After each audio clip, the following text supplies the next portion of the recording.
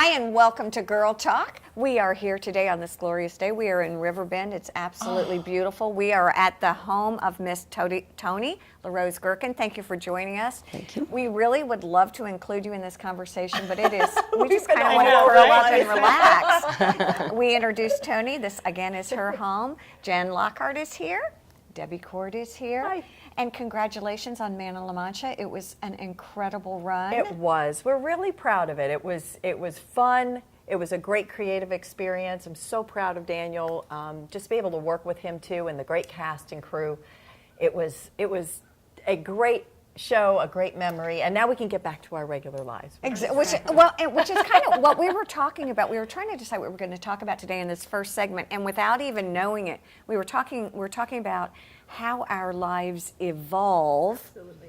Whether that's about reinventing ourselves. And I have to ask you, you said, oh, I've had 4 of them, so. Yes. What well, I was a teacher first, and then of course you were. Yes, and then in the day where I thought all good mothers stayed home with their children, so I quit teaching and stayed home for a few years. Then unfortunately I got divorced and had to go back to work, and I did some long-term subbing and all that. But then I got a job at Toledo Hospital working with ill and terminally ill and ill children, and I was director and coordinator of activities on the pediatric floor, and I helped a lot of sick and dying children, like make their last little Easter basket or decorate their last Christmas tree.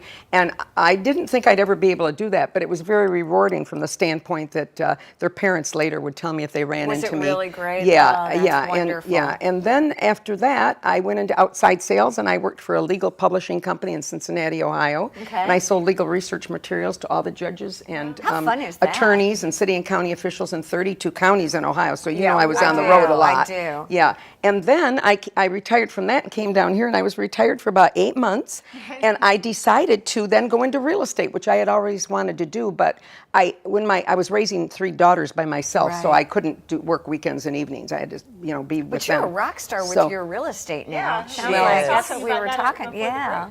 Well, I work a lot of hours, and I do a buns lot off. of advertising, which helps. And I took all those skills,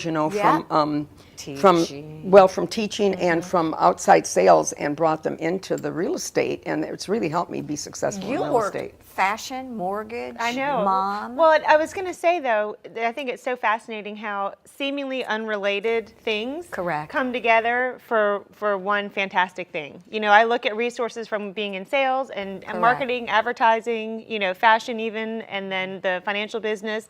It all comes together, and now I'm able to help my life coaching clients in all different areas of their lives. And you and I have talked about this before, too, because I was a teacher first, went back and got a second master's in design, and as an interior designer, then recently got my doctorate in psych.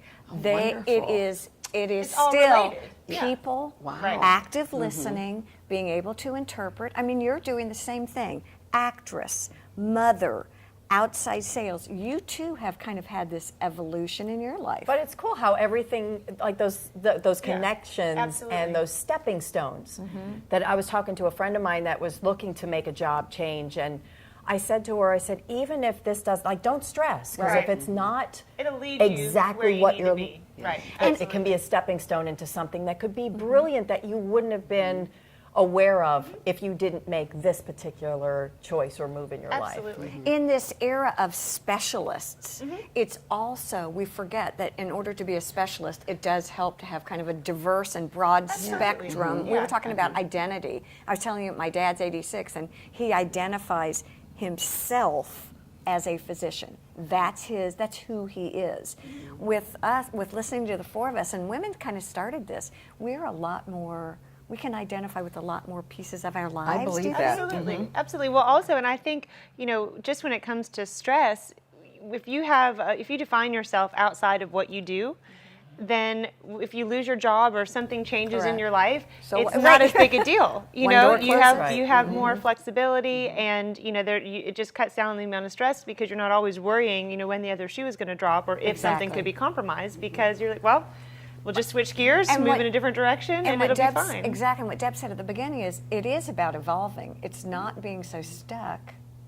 Yeah. Well, because you grow and you change and you learn new things, and then things that used to appeal to you don't appeal to you. People that used to appeal to you don't appeal to you anymore. And it's always new growth. And those changes are less stressful if you are in that mindset of, growth and change and all of that is a Learning. positive thing. Absolutely. That's really, in my opinion, part of our purpose being here is to grow. Absolutely. Not materialistically, obviously, that's nice if that can happen, but it's more about growth for As your an soul, for your individual. spirit, and, Exactly. and then Well, moving I, forward.